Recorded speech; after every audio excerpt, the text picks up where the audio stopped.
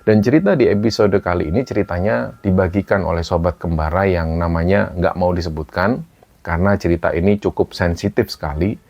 Dan untuk narasumber sendiri, kita sebut saja nama beliau Mas Berry. Jadi teman-teman, peristiwa ini pernah terjadi di sekitaran tahun 90-an di salah satu desa yang berada di wilayah Lampung, sebut saja desa tersebut Desa Sanggarpati. Dan Mas Berry ini mendengar langsung cerita ini dari saksi hidup peristiwa tersebut, sebut saja namanya Mbah Sarmin. Dan dari sinilah Mbah Sarmin mulai banyak cerita tentang masa lalu kelam Desa Sanggarpati, yang tidak lain adalah desa yang Mas Berry tinggali sampai hari ini. Jadi peristiwa ini terjadi di sekitaran tahun 80-an. Nah, di desa kecil yang baru terbentuk ini, nggak ada hukum pemerintahan yang resmi. Maksudnya di situ belum ada lurah, belum ada RW atau RT pun belum ada. Istilahnya di situ ya siapa yang paling kuat, ya dialah yang berkuasa. Dan pada saat itu, kekuatan di sana atau kekuasaan itu dipegang oleh beberapa preman yang kita sebut saja namanya di situ ada Pak Suat. Dan Suat ini, dia mempunyai orang-orang kepercayaan atau bisa dibilang anggotanya atau tangan kanannya.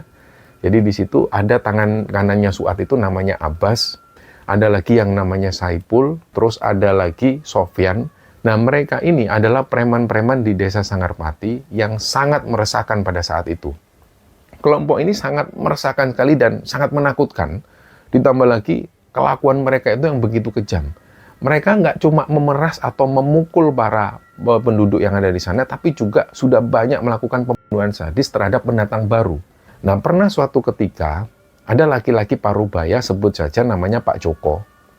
Beliau, Pak Joko ini sudah susah payah nebas lahan di desa tersebut. Ceritanya Pak Joko ini sudah kerja keras mengelola kebunnya. Itu selama 5 tahun dilakukan. Pak Joko itu difitnah sebagai pencuri kopi, dan juga dia dicurigai karena nggak pernah menghadiri acara wajib yang diadakan oleh Pak Suat ini.